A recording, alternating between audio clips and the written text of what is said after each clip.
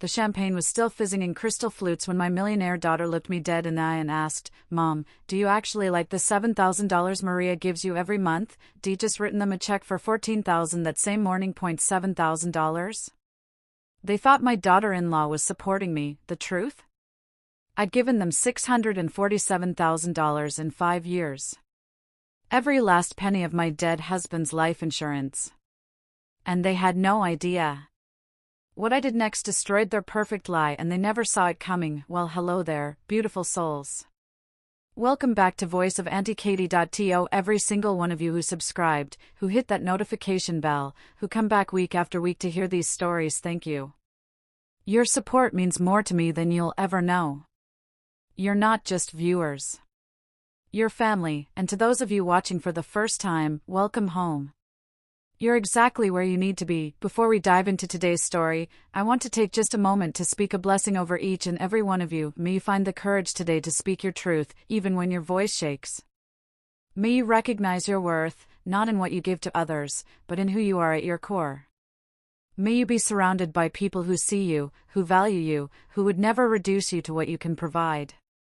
And may you always, always remember that choosing yourself is not selfish, it's sacred. Amen. Now, let me tell you about Patricia. And I promise you, this story is going to make you feel things you didn't expect. The morning of Mother's Day, I woke up at 5:30, not because I had to. Because I wanted everything to be perfect. I know, you're probably thinking, Patricia, it's your day. Why are you the one doing all the work? And you'd be right to ask. But that's the thing about being a mother. Especially the kind of mother I'd been for the past 5 years, ever since my husband Richard died. I kept thinking if I could just create the perfect moments, host the perfect brunches, be the perfect provider, maybe they'd remember I was more than a checkbook. Maybe they'd remember I was mom. So there I was, pulling my grandmother's linen tablecloth from the cedar chest. The one with the hand-embroidered roses along the edges. I'd been saving it for something special, and what could be more special than having both my children under one roof? My daughter Brooke had texted 3 days earlier, "Mom, we're doing Mother's Day at your place this year. 11 a.m. Hope that works." Not a question. A statement. But I didn't mind. I was just grateful they were coming. I spent the morning arranging roses from the farmer's market, the expensive ones, the kind that actually smell like roses instead of nothing. I made quiche from scratch, the spinach and Gruyere kind that takes 3 hours because you have to make your own crust. I baked cranberry scones. I sliced fresh fruit into a crystal bowl that caught the sunlight coming through my dining room windows. By 10:30, everything was ready. The table looked like something from a magazine. I'd even put out the good champagne flutes, the Waterford crystal Richard and I got as a wedding gift 32 years ago. I changed into a cream-colored blouse I'd bought specifically for today. Did my makeup carefully. Even put on the pearl earrings Richard gave me on our 10th anniversary. I wanted them to see me. Not the ATM they'd been treating me as for 5 years. But me. Patricia. Their mother. A woman who still had value beyond her bank account. The doorbell rang at 11:03. Brooke came in first, phone already in her hand, typing something as she air-kissed near my cheek without actually making contact. "Hey, Mom.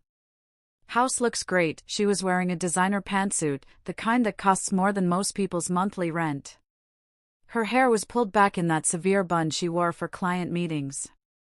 Even on Mother's Day, my daughter couldn't stop being a real estate mogul for 2 hours. Trevor came in behind her, his wife Maria on his arm. My son had put on weight since I'd last seen him. When was that? 6 weeks ago? 2 months? He avoided my eyes as he walked past, heading straight for the champagne I'd already opened and breathing on the sideboard. Traffic was insane, he said to no one in particular. Maria smiled at me. That practiced smile that never quite reached her eyes. "Patricia, you didn't have to go to all this trouble, Patricia." Not Mom. Not even Mrs. Holloway. Just Patricia, like I was a colleague at some corporate function instead of the woman who'd paid for her dream wedding, her honeymoon, her fertility treatments. "It's no trouble," I said, hearing the forced brightness in my own voice. It's Mother's Day. I wanted to. Where are the kids? Brooke interrupted, looking around as if my grandchildren might materialize from behind the furniture. With Maria's mother, Maria said, examining her manicure. We thought it would be easier. You know how children are at brunches. Easier. Code for, we didn't want to deal with them, and we certainly didn't think you'd want them here on your special day. I swallowed the hurt and gestured to the table. Well, everything's ready. Should we sit? We settled into our places, Brooke and Trevor on one side, Maria beside Trevor, me at the head of the table. Like a business meeting. Like strangers making polite small talk over a meal. I served the quiche. Passed the scones. Poured champagne into those crystal flutes that caught the light and made everything look more elegant than it felt. Trevor took a bite of quiche and nodded. Good, Mom. Really good. It was the first genuine thing anyone had said since they arrived. We made small talk. Brooke told us about a property she'd just closed on, some luxury condo development downtown. Trevor mentioned he was thinking about starting another business, something about cryptocurrency consulting, and I felt my stomach drop because I knew what was coming, another business. Another failure. Another emergency that would require my immediate financial intervention. But I smiled. I nodded. I played the role I'd been playing for 5 years, the supportive mother who never questioned, never pushed back, never said, maybe you should figure this out yourself. We were halfway through the meal when Brooke set down her fork and looked at me with that expression I'd come to recognize. The one that meant she had something to say that I wasn't going to like. Mom, we've been meaning to talk to you about something. My heart started beating faster. Nothing good ever followed those words. Okay, I said carefully. Trevor and Maria exchanged a glance. They'd rehearsed this. Whatever was coming, they'd planned it. Brooke took a sip of champagne, gathering her thoughts, or maybe just her courage. We wanted to make sure you're comfortable. Financially, I mean. We know Dad's been gone for 5 years now, and we know the insurance money probably ran out a while ago. I felt my face go hot. The insurance money, it's okay, Mom, Trevor cut in, using that patronizing tone that made me feel like a child. We're not judging. We know it's hard to make that kind of money last, especially at your age. Medical expenses, the house, everything. That's why Maria stepped in, Brooke continued, glancing at her sister-in-law with what looked like genuine gratitude. We're so thankful she's been able to help. The room tilted slightly. I gripped the edge of the table. Help? I repeated. What do you mean? Maria set down her champagne flute with deliberate care. The monthly allowance, she said, as if explaining something to someone slow to understand. From my trust fund. $7,000 a month. We set it up about a year ago, when we realized you were struggling. $7,000. $7,000. My mind was racing, trying to make sense of what I was hearing. They thought Maria was giving me $7,000 a month? We just want to make sure, Brooke continued, her voice dripping with that careful concern, that you actually like this arrangement. That $7,000 is enough. Because if you need more, we can adjust. We want you to be comfortable, Mom. I sat there, frozen, the champagne flute trembling in my hand. They thought I was living on charity. Maria's charity. $7,000 a month that I had never, not once, ever received. And suddenly, everything clicked into place. The last 4 years flashed through my mind like a horror movie, Trevor calling at 2 a.m. because his first startup collapsed and he needed $50,000 immediately or he'd lose everything, Brooke showing up at my door in tears because she'd maxed out her credit cards on a business trip to Europe and needed $42,000 to pay them off before her credit score tanked, the mortgage payments. The car notes. The private school tuition they insisted their children needed. The bankruptcy attorney when Trevor's second business failed. The DUI lawyer. The down payment on Brooke's investment property. Maria's fertility treatments $15,000 because their insurance wouldn't cover it. The wedding. The honeymoon. The furniture. The emergencies that happened every single month like clockwork. $647,000, I'd calculated it. I'd kept a spreadsheet, telling myself it was just for tax purposes, not because I needed proof that my love was real and measurable and costly. $647,000 of Richard's life insurance. The money he'd worked 40 years to leave me. The money that was supposed to keep me comfortable for the rest of my life, and they thought Maria was supporting me. My hands weren't shaking anymore. They were perfectly still. How much do you think I have, Brooke? I asked. My voice sounded strange. Calm. Too calm, she laughed, that musical laugh she used with clients when she wanted to seem approachable. Mom, don't be dramatic. We know the insurance money is gone. We know you've been struggling. That's the whole point of this conversation. We're trying to help. The insurance money, I said slowly, carefully, was $400,000. Do you know where it went? Trevor shifted in his seat. Investments, I assume. That's what Dad would have wanted. I was smart with it, I said. I invested it in my children. I pulled out my phone. Opened the spreadsheet I'd been maintaining for 5 years. The one that documented every single transfer, every check, every emergency. $50,000 to Trevor in March, 5 years ago. When your first company collapsed. Trevor's face went pale. $30,000 6 months later. Your second company. Mom, $42,000 to Brooke in December. The credit card debt from your European buying trip for the boutique. Brooke set down her glass. Hard. We paid you back for that. You paid back $5,000. Once. 3 years ago. I kept scrolling. Down payment on Brooke's rental property. $18,000. Trevor's bankruptcy attorney. $12,000. The DUI lawyer. $8,000. Private school tuition, $7,000 per semester, for semesters so far. That's $28,000. Maria was staring at Trevor now. Really staring. Like she was seeing him clearly for the first time. Fertility treatments, I continued, my voice still that eerie calm. $15,000. Because Trevor said your insurance wouldn't cover it, Maria. Do you remember that conversation? Maria's mouth opened. Closed. Opened again. I thought my father paid for that. Your father, I said, gave you $5,000 toward it. I paid the rest. Trevor asked me not to mention it. Said you'd be embarrassed. The silence in that dining room was deafening. I've given you $647,000 in 5 years, I said, turning the phone so they could see the screen, see the numbers, see the evidence of their own greed. That's not counting the smaller amounts. The emergency root canal. The furnace repair in your rental property, Brooke. The new tires. The security deposit when you moved last year. The birthday gifts. The Christmas presents. The groceries when you said money was tight. My voice finally cracked. Just a little. I gave you everything. And somehow, in your minds, you've rewritten history so completely that you think Maria has been supporting me, Mom. Trevor's voice carried a warning. Like I was the one out of line.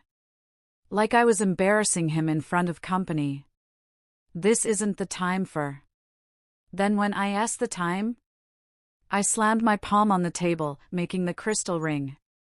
When is the appropriate moment to discuss the fact that you've constructed an entire fiction about my financial dependence while I've been hemorrhaging my retirement, my savings, the money your father left so I could live my last years in peace? Brooke recovered first. She always did. We didn't know you were keeping score, she said coldly, keeping score. As if a mother's love could be measured in ledgers. As if documenting your own financial abuse was petty instead of self-preservation. I wasn't keeping score, I said softly. That's the problem. I wasn't keeping score because I thought we were family. I thought I was helping you build lives. I thought, my voice broke completely. I thought maybe someday, when I needed help, you'd remember. You'd care. You'd see me as more than a resource to be drained dry and then resented for running out. Maria stood up. Her chair scraped against my hardwood floor, the floor I'd refinished myself last year because I couldn't afford to hire anyone after covering Trevor's business loan default. So this is about money, she said, her accent thicker now, stress bringing out her Cuban heritage. You give money and expect something back. That's not love, Patricia. That's transaction, that name again. Patricia, the woman who'd paid for her wedding dress. Her honeymoon to Aruba. Her fertility treatments. Her children's private school. Just Patricia. You're right, I said, setting down my champagne glass with deliberate care. Every movement felt important now, weighted with meaning. It is a transaction. I just didn't realize until today that I was the only one who thought we were investing in something permanent. They left within the hour. Brooke made some excuse about a client meeting she'd forgotten. Trevor suddenly remembered they had to pick up the kids early. Maria just walked out without saying goodbye, her heels clicking against my porch like gunshots. I stood in the doorway and watched them drive away. 3 expensive cars pulling out of my driveway one after another. Cars I'd helped finance. Cars that were leaving me behind. The house felt different after they left. Quieter, but not in a peaceful way. In that hollow way that makes you aware of every creak in the floorboards, every tick of the clock. I went back to the dining room. The table was still set with my grandmother's linen, the roses still fresh, the quiche barely touched. All that work. All that hope. For what? I started clearing the plates, scraping food into the trash. Such a waste. Everything felt like waste suddenly, the food, the effort, the 5 years of sacrifice. My phone buzzed on the counter. A text from Brooke, Mom, we didn't mean to upset you. Let's talk when everyone's calmer. But you have to understand how this looks from our perspective, from their perspective, where I was the irrational one. The dramatic one. The ungrateful one for daring to point out that their entire narrative was built on lies. I didn't respond. Instead, I finished loading the dishwasher, watching my hands move through the motions like they belonged to someone else. When everything was clean and put away, when the dining room looked like nothing had happened there, I walked to Richard's old desk in the bedroom. We'd bought it together at an estate sale 20 years ago. Solid oak, 3 deep drawers, a leather top worn smooth by decades of use. After Richard died, I couldn't bring myself to sell it. Sometimes I'd sit there late at night, running my fingers over the wood, pretending I could still feel him. I pulled up my laptop and opened my banking app. The numbers stared back at me. Cold. Factual. Undeniable. Checking account, $3,247.82. Savings, $18,903.15. Investment account, $52,116.43. Total, $74,267.40. 5 years ago, after Richard's funeral, after the life insurance paid out, after his pension was transferred to my name, I'd had over $450,000 in total assets. Now I had $74,000 and they thought I was living on $7,000 a month from Maria's trust fund. That would be $84,000 a year. I'd been living on less than $50. The math was devastating. I opened a new spreadsheet and started calculating what I actually lived on each month. Mortgage, $890. Property taxes, $320. Utilities, $180. Groceries, $400. Gas, $120. Insurance, home, car, health, $620. Total, $2,530. Add in clothes, toiletries, occasional home repairs, and I was living on roughly $3,200 a month.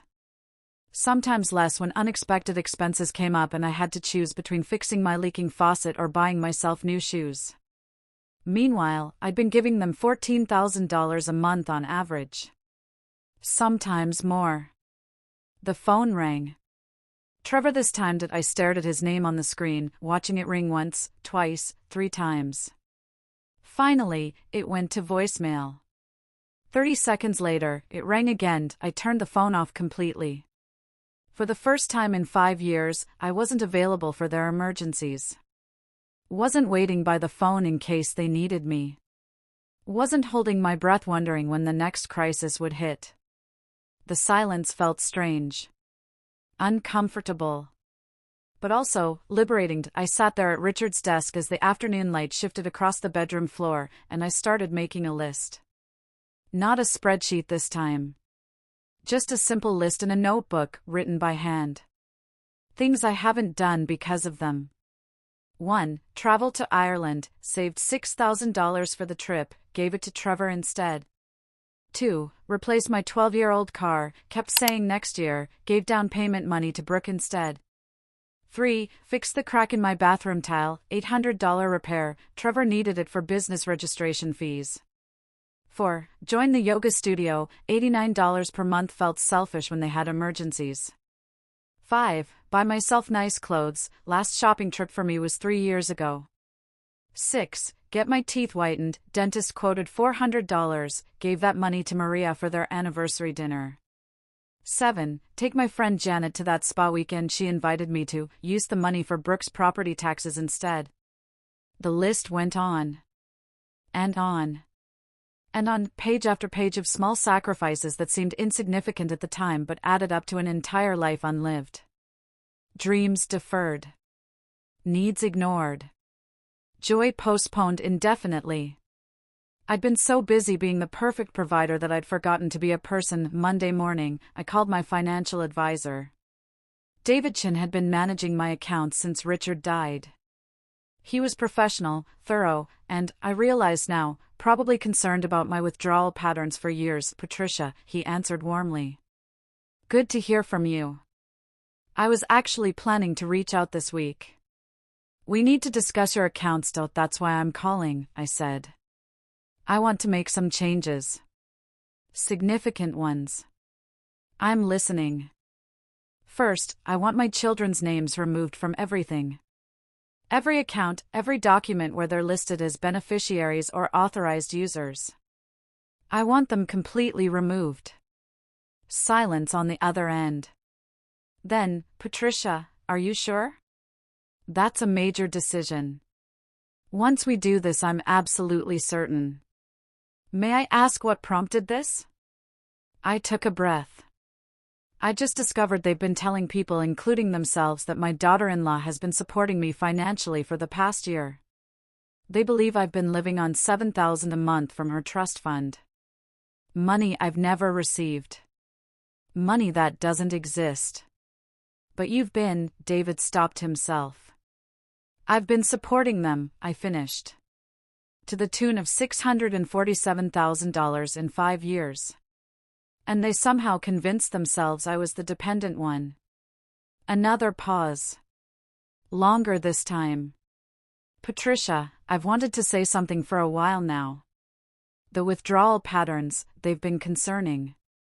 But you're my client, and you have every right to use your money as you see fit. I'm glad you're taking this step.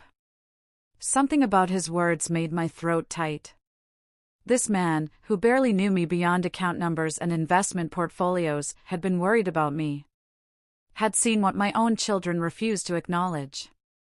How much do I actually have to live on, David? Give me the real numbers. What's my monthly income from everything, Social Security, Richard's pension, investment returns? I heard papers rustling, keyboard clicks.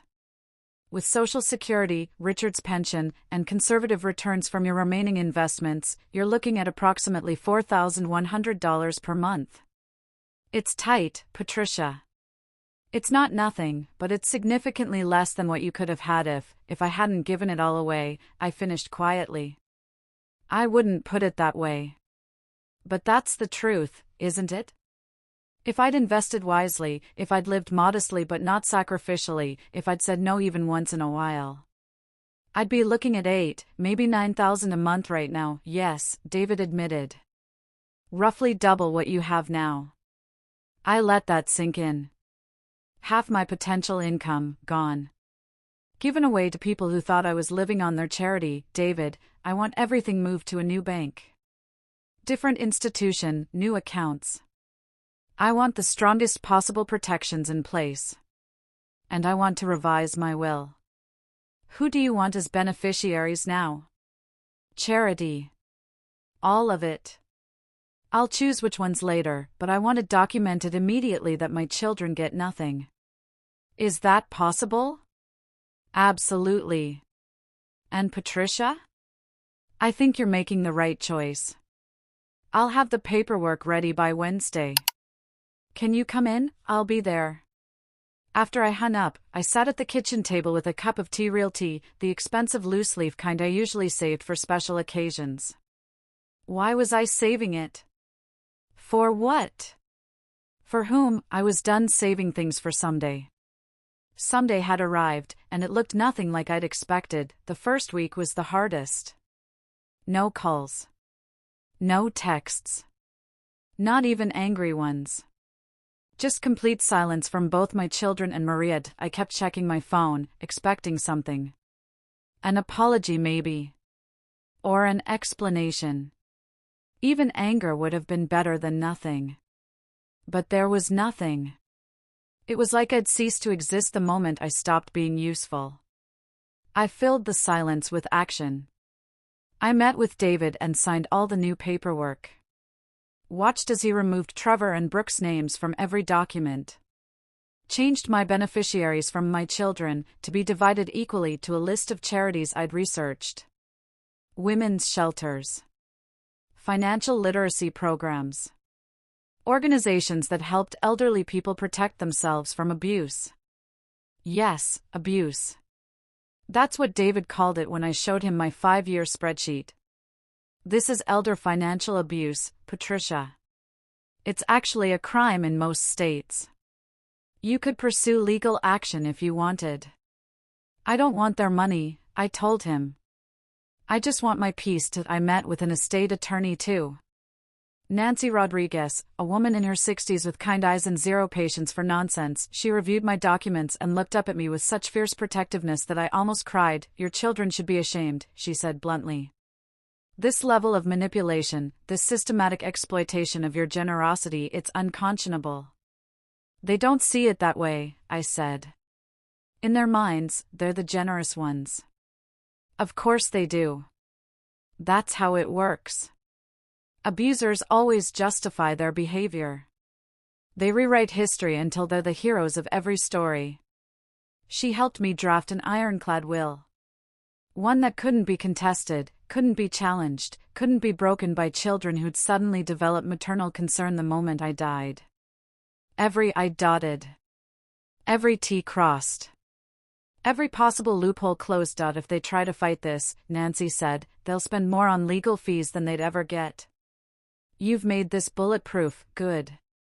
Week 2, I did something I'd been avoiding. I called a therapist. Dr. Grace Brennan came, highly recommended by Janet, my friend from book club. She specialized in family trauma and elder abuse. I almost canceled 3 times before my first appointment. What would I even say? My children took advantage of me and I let them? How pathetic did that sound? But I went. Doctor Brennan's office was warm, filled with plants and soft lighting. She was younger than I expected, maybe 50, with gray streaks in her dark hair that she wore loose around her shoulders. Tell me what brought you here, Patricia. So I did. I told her everything. The Mother's Day revelation. The $647,000. The $7,000 a month that never existed. The silence that followed. She listened without interrupting, taking occasional notes, nodding at certain points. When I finished, she set down her pen and leaned forward. Patricia, what you've described is a textbook case of financial exploitation combined with emotional manipulation. Do you know what gaslighting is? Making someone think they're crazy. It's more specific than that. It's systematically manipulating someone's perception of reality so thoroughly that they start to question their own memory, their own judgment, their own sanity. Your children convinced you and themselves that they were taking care of you while simultaneously draining you dry. That's gaslighting. The word settled over me like a weight. Gaslighting. Abuse. Exploitation. But they're my children, I said weakly. They didn't mean to. Intent doesn't erase impact, Dr. Brennan said firmly. Whether they consciously manipulated you or unconsciously rationalized their behavior doesn't change what happened to you. You've been systematically exploited for 5 years. I let them do it. Did you? Or were you operating under false pretenses? They came to you with emergencies, with crises, with situations that required immediate intervention. They created urgency so you wouldn't have time to think, to question, to say no. That's not you letting them do anything. That's them exploiting your maternal instinct. Something cracked open in my chest. Permission, maybe. To be angry. To call it what it was. Why didn't I see it? I whispered, because you loved them. Because you trusted them. Because society tells us that good mothers sacrifice endlessly. That boundary setting is selfish. That family is everything, even when family is destroying you. We sat in silence for a moment. What do I do now? I asked. Now, Dr. Brennan said, you learn to put yourself first. Not sometimes. Not eventually. Starting right now. You learn that saying no is a complete sentence. That your worth isn't measured in what you provide. That you deserve peace even if it means disappointing people who've taken you for granted. I started seeing Dr. Brennan twice a week. Week 3, my phone rang at 9 in the morning. Brooke. I stared at the screen, my heart pounding. Dr. Brennan's words echoed in my head. You don't owe them your availability. You don't owe them immediate responses. You don't owe them anything. I let it ring through to voicemail. 5 minutes later, she called again. This time, I answered. Hello? Mom. Finally. Brooke's voice had that particular bright tension I'd learned to recognize over the years. The tone that meant she needed something expensive. I've been trying to reach you. I've been busy. Too busy for your daughter? She laughed, but it sounded forced. Anyway, I need to talk to you about something kind of urgent. Here we go. The boutique is going through a rough patch, she continued without waiting for me to respond. End-of-season inventory issues, you know how retail is. Cash flow problems. Nothing serious, just timing. But I need about $30,000 to cover operating costs until the fall lines arrive. Can you help me out? $30,000. Said so casually. Like asking to borrow a cup of sugar. I let the silence stretch. Let her fill it the way she always did when she was nervous. I know it's a lot, Brooke rushed on, but it's just temporary. Totally temporary. Once fall hits, sales will boom and I'll pay you back. With interest if you want. I just need to bridge this gap in. Have you asked Maria? I interrupted quietly. Silence. What, Maria? With her trust fund. Have you asked her for help, Mom? Why would I ask Maria? This is my business, not hers. But she has money available, doesn't she? That $7,000 a month she supposedly gives me. More silence. Uncomfortable this time. That's different, Brooke said finally. That money is designated for your care. We can't just redirect it. Designated for my care, I repeated slowly. Except I don't receive $7,000 a month from anyone. So where does it actually go, Brooke? I heard her breath catch. That moment of realization that I'd been digging, investigating, asking questions. It goes into a household account, she said carefully. For everyone's benefit. Trevor and Maria's bills, the kids' expenses, and yes, we set aside some for your needs in case. In case what? In case I ask for my own money back? Mom, you're being ridiculous. That money ensures you're taken care of if something happens. It's like insurance. Insurance, I said. Against what, exactly? Against the possibility that I might stop funding your lifestyle, our lifestyle? Her voice sharpened. You mean the one where we manage our own families and careers while making sure our aging mother is looked after? There it was. The core belief that their presence in my life was itself a service. Something valuable enough to justify any financial arrangement that benefited them. I don't need looking after, Brooke. What I needed was honesty. I needed to know that when you called, it wasn't always because you wanted something from me. I needed to feel like more than a resource that you depleted and then resented for running dry. Jesus, Mom.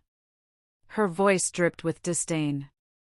How much therapy have you been doing? The question was meant to wound. To suggest I was being manipulated by some professional who'd convinced me to see problems where none existed. Enough, I said calmly, to recognize emotional manipulation when I hear it. Enough to understand that real love doesn't come with monthly invoices disguised as family obligations. I hung up on him. My hands were shaking, but not from fear. From power. From the electric realization that I could just hang up. End the conversation. Refused to engage. I didn't owe her explanations. Didn't owe her money. Didn't owe her anything. An hour later, Trevor called. Different strategy. I could tell immediately, Mom. His voice was warm, concerned, heavy with that charm that had gotten him through 2 failed businesses and a DUI without losing his marriage or his self-regard. Brooke just called me. She's really upset. Says you're making accusations that aren't fair. Are they untrue? I asked. That's not. Look, families are complicated, right? Money's complicated. We've all made assumptions, and maybe some of them weren't perfect, but we can work through this. We're supposed to be on the same team, Trevor, I said, cutting through his manipulation. When's the last time you asked about my life? What, my life? Not my ability to solve your problems. Not whether I have money available for your next emergency. But actually, genuinely, how am I doing? What am I thinking about? Am I happy? The silence stretched so long I thought the call had dropped. Trevor? I'm thinking, he said defensively.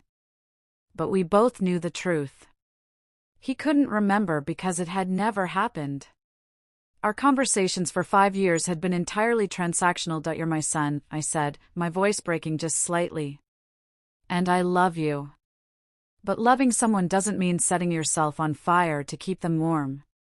I'm done being your emergency fund.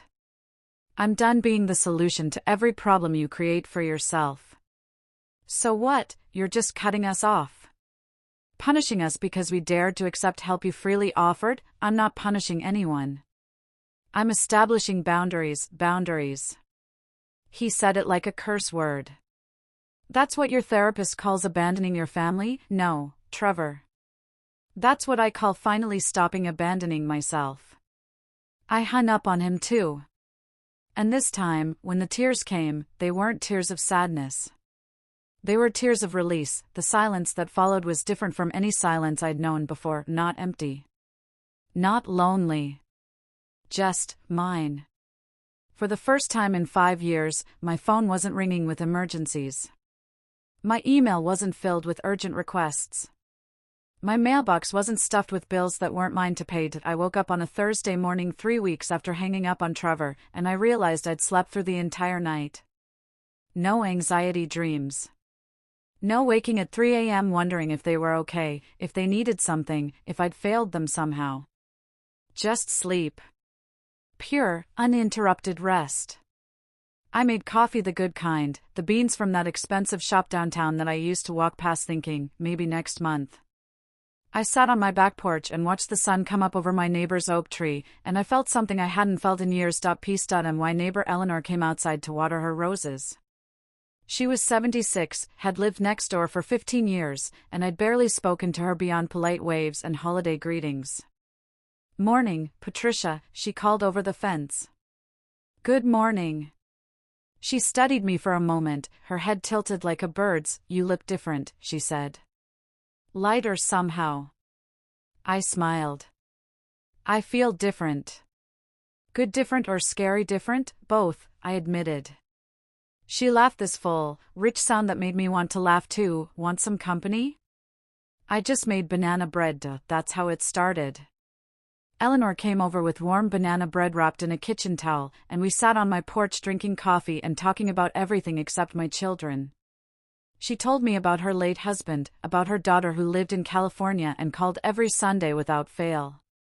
About the garden club she belonged to, the book club that met every other Tuesday, the volunteer work at the women's shelter. You should come, she said. To the garden club. We're always looking for new members. And honestly, Patricia, you look like you could use some friends. She wasn't wrong. I'd isolated myself for years, always keeping my schedule open in case Trevor or Brooke needed something. Canceling plans, declining invitations, saying maybe next time until people stopped asking did I'd like that, I said. The following Tuesday, Eleanor took me to the garden club meeting. 5 women, ages ranging from 62 to 80, gathered in a community center greenhouse filled with tomato plants and herbs and flowers I couldn't name. They welcomed me without questions, without judgment. Just genuine warmth. Patricia's our neighbor, Eleanor introduced me. She's recently discovered she has free time. The way she said it, with that knowing look, made me think she understood more than I'd told her. A woman named Cynthia, with silver hair cut short and laugh lines around her eyes, passed me a pair of gardening gloves. Free time is dangerous, she said with a grin. It means you might actually have to figure out who you are without obligations defining you. Is that what happened to you? I asked. 5 years ago. My son and his wife were living with me, temporarily, they said. Temporarily turned into 4 years. 4 years of paying their bills, cooking their meals, babysitting their kids while they went out. Then one day they announced they were moving to Arizona. No, thank you. No acknowledgement. Just, we found better opportunities. What did you do? Cried for a week.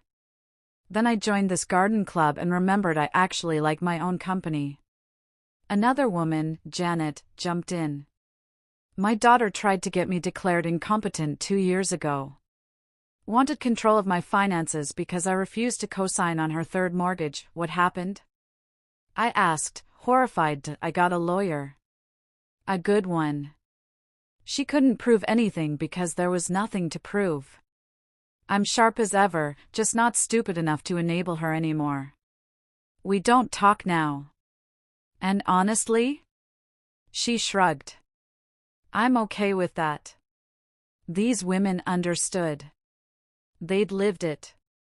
They'd survived it, and they were thriving. Week 6, I called a real estate agent.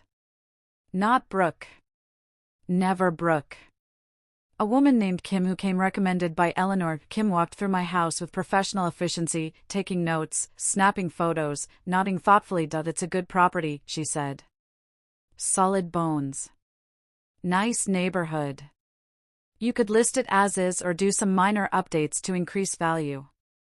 What's your timeline? As soon as possible, I said.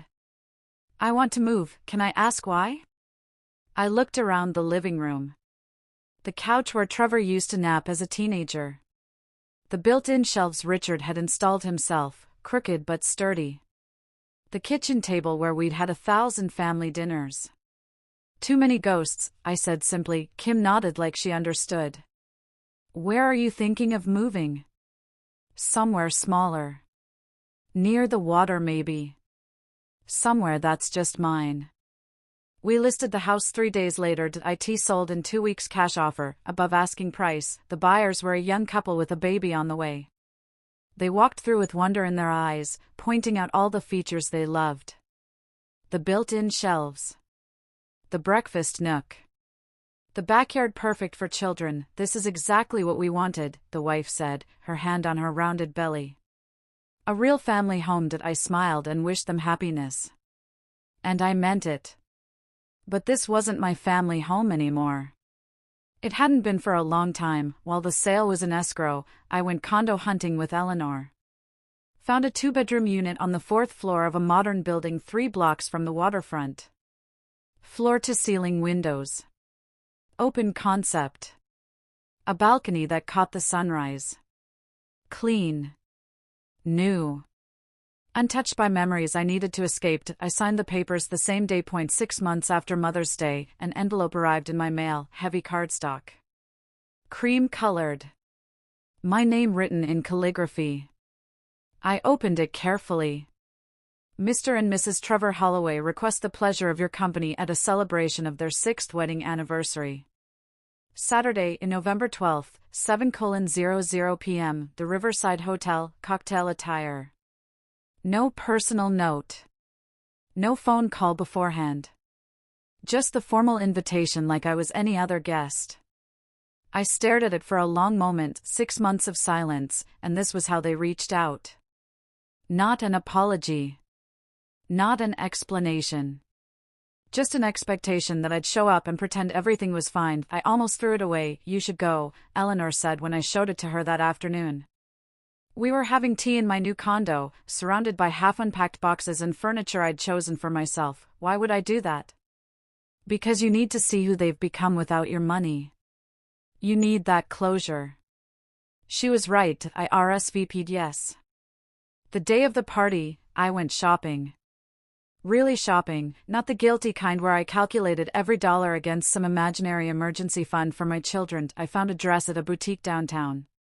Deep blue silk that draped perfectly, elegant without trying too hard. Expensive $300 and worth every penny for how it made me feel. Seen. Valued. Beautiful. I got my hair done. My nails too. Pearl earrings that had been Richard's gift, but this time I wore them for me. When I looked in the mirror, I saw someone I'd almost forgotten. Patricia. Not Mom the ATM. Not Patricia the doormat. Just me. Eleanor whistled when she saw me. They're going to regret everything. That's not why I'm going. I know. But it's a nice bonus. The Riverside Hotel was exactly the kind of venue I'd expected. Expensive. Elegant. The kind of place that cost what I used to give them in 3 months, string quartet playing in the corner. Ice sculptures shaped like swans. Champagne towers. White roses everywhere. I walked in alone, head high, feeling the silk dress move with me. Maria saw me first. Her eyes widened, surprise mixed with something harder. Calculation maybe. She crossed the room quickly, heels clicking on marble, and took my arm with practiced familiarity. Patricia. I'm so glad you came, not Mom. Never Mom. Just Patricia. Why wouldn't I? I said mildly. It's my son's anniversary, because we haven't exactly been in touch. She smiled, but it was tight. Because things were said that maybe we all regret. I don't regret truth, I replied. Even when it's uncomfortable. Her smile faltered. Truth. She said it like the word tasted bad. Is it true you've been telling people I stole from you? That I manipulated my trust fund to take advantage of your generosity? So that's what they'd decided. I was the villain now. The bitter old woman spreading lies. I haven't told anyone anything they couldn't verify themselves, I said calmly. Public records. Bank statements. Your trust documents are filed with the county. Facts aren't slander, Maria. Facts without context are. Her voice dropped lower. You gave us money willingly. Nobody forced you. No, you just let me believe I was supporting my children while you were actually funneling my money into your accounts and telling everyone, including yourselves, that you were the ones taking care of me. Brooke appeared at Maria's shoulder, champagne in hand, wearing a designer gown that probably cost more than my monthly income, Mom. Glad you could make it. Her tone was cool. Professional. Like I was a client she was tolerating. Wouldn't miss it, I said. We should talk. Privately. Not a request. A command. I followed them to a small conference room off the main ballroom. Trevor was already there, pacing, his nervous energy filling the space. The ambush was obvious now. They'd planned this. Okay, Brooke started, closing the door with a decisive click. We need to address the situation before it gets worse. You've been making accusations that could seriously damage our reputations. Maria's family is asking questions. My business partners are concerned. This needs to stop. Good, I said simply. They should ask questions. They should be concerned. Trevor stopped pacing. What do you want? Money back? Is that what this is about? Because we can set up a payment plan. I don't want your money, I interrupted. I want you to understand what you did. To me. To your father's memory. To the concept of family itself. Brooke laughed, sharp and bitter. You're actually enjoying this. The victim routine. The oral superiority. This is about power for you. No, I said, and I meant it. This is about honesty. You've spent 5 years constructing a fiction where you're the heroes taking care of your aging mother. I'm simply correcting the record. By destroying our relationships? By turning people against us? I haven't turned anyone against you. I've just stopped lying for you. There's a difference. Maria's composure finally cracked. Her voice rose, trembling with anger. You gave us that money. You wanted to help. Now you're acting like we forced you, like we're criminals. It's insane. What's insane, I said quietly, is that I had to lose $400,000 before I realized you didn't actually see me as a person. Just a resource. A renewable one, until I wasn't anymore. That's not fair, Trevor said, and for the first time, he sounded genuinely hurt rather than defensive. We love you. We've always loved you. Love doesn't charge $7,000 a month that never materializes. Love doesn't build financial security on the ruins of someone else's retirement. Love doesn't. My voice broke. Just slightly. I hated that it did, hated giving them the satisfaction of seeing it still hurt. Love doesn't make you invisible once you stop being useful. The silence that followed was different. Real. The kind where people are actually listening instead of just waiting for their turn to talk. What do you want from us? Brooke asked finally. Her voice was smaller now. Almost afraid. Nothing, I said. That's the point. I don't want anything from you anymore. I don't need anything from you. For the first time in 5 years, I'm not waiting for the next emergency. The next request.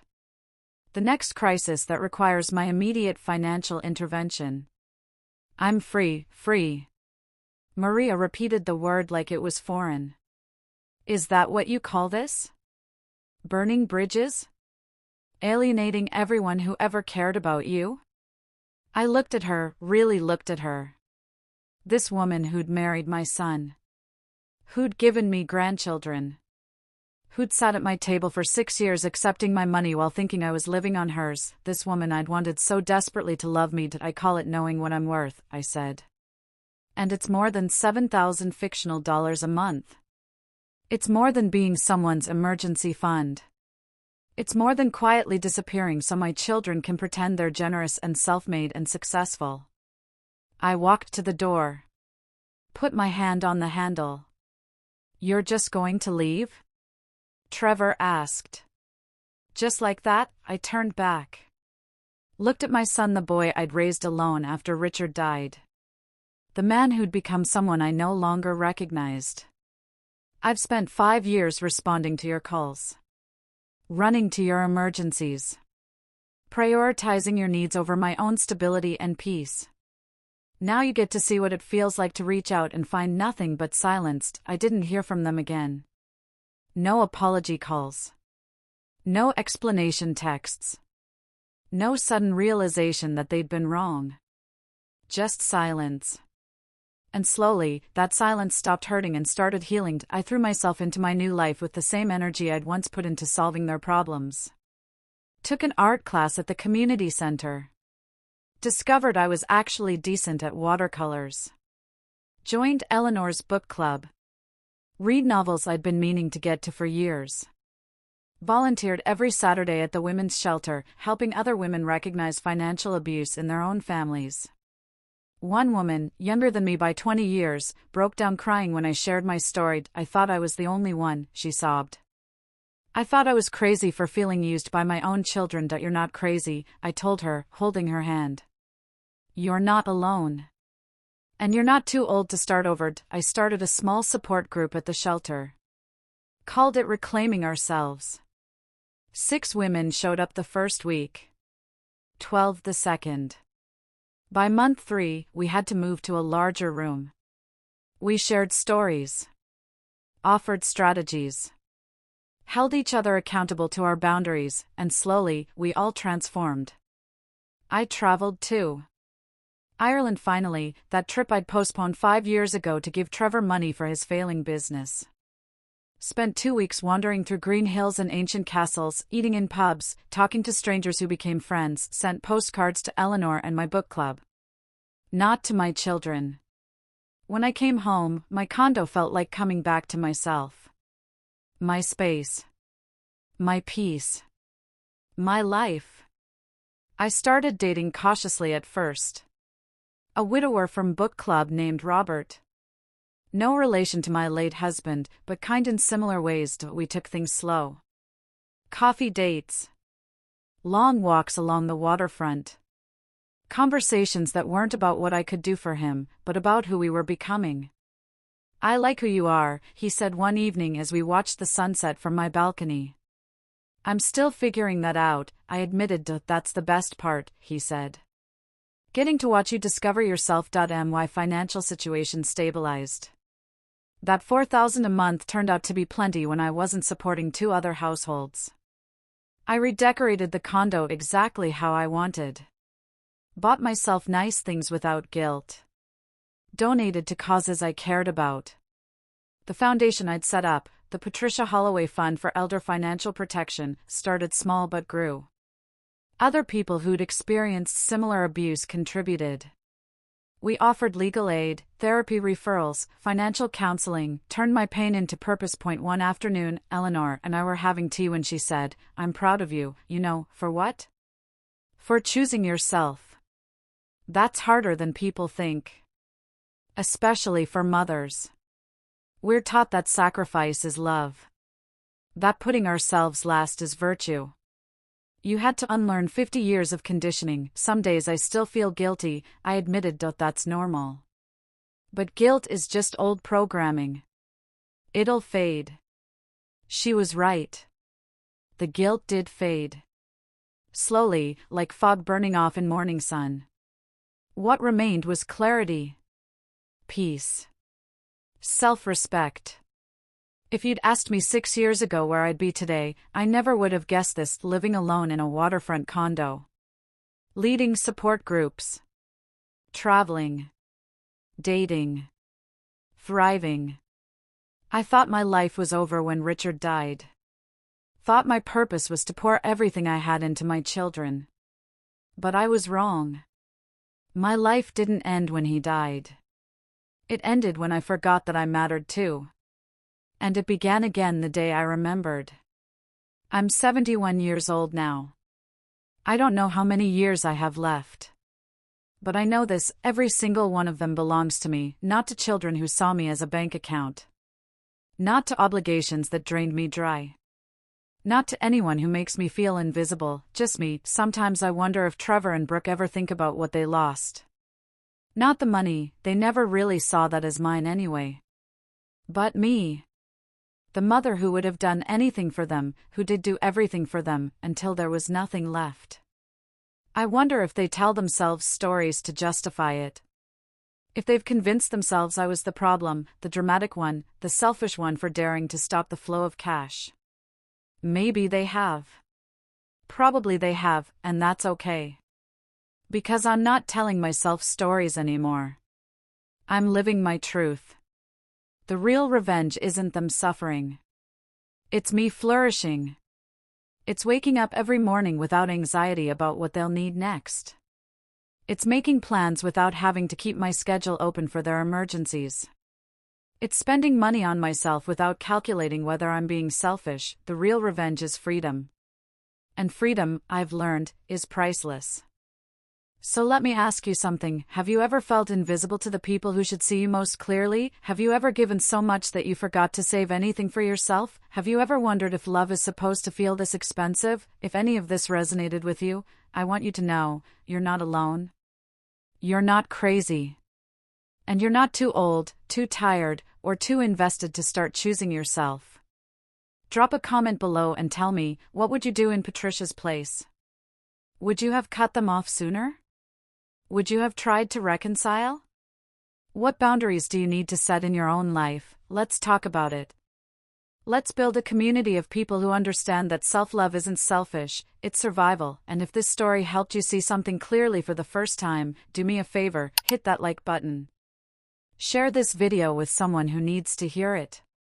Subscribe to Voice of Auntie Katie and turn on notifications so you never miss a story. Because these aren't just stories. They're mirrors. Reflections of struggles we're all facing, lessons we're all learning, truths we all need to hear. Your story matters. Your boundaries matter. Your peace matters, and I'm here to remind you of that every single week. Before I go, let me leave you with one final thought. The end doesn't come when love dies. It comes when you finally stop pretending it was love in the first place. Until next time, beautiful souls. Choose yourself. Protect your peace. And remember, you are worth infinitely more than anyone who makes you feel small. This is Auntie Katie, reminding you that it's never too late to reclaim your life. Take care of yourselves. And I'll see you in the next story.